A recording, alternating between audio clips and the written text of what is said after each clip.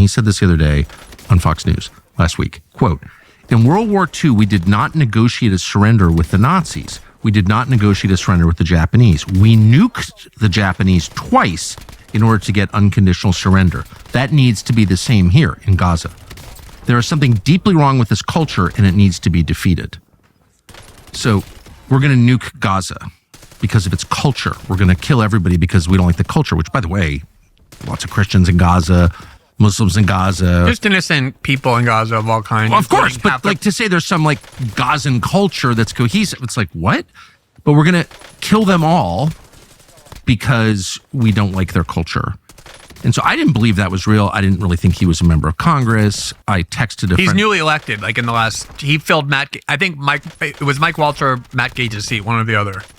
It was Waltz, I think. Waltz, yeah. So I texted a friend of mine in Congress, is this really a member of Congress? Yes.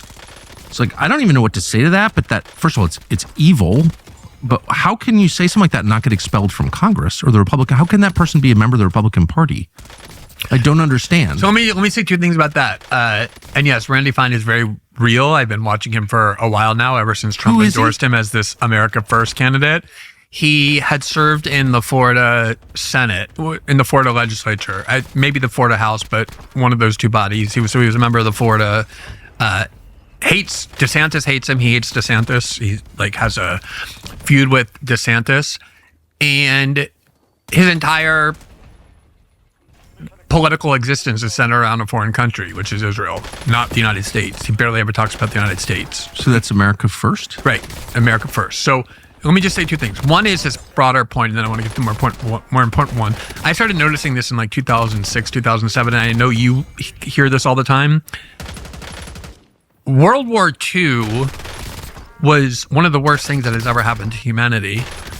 And the reason it happened was because you had these massive military powers with these new technologies that had never previously been used in war, engaged in mass destruction, and a madman who was leading and had started the war for all kinds of reasons.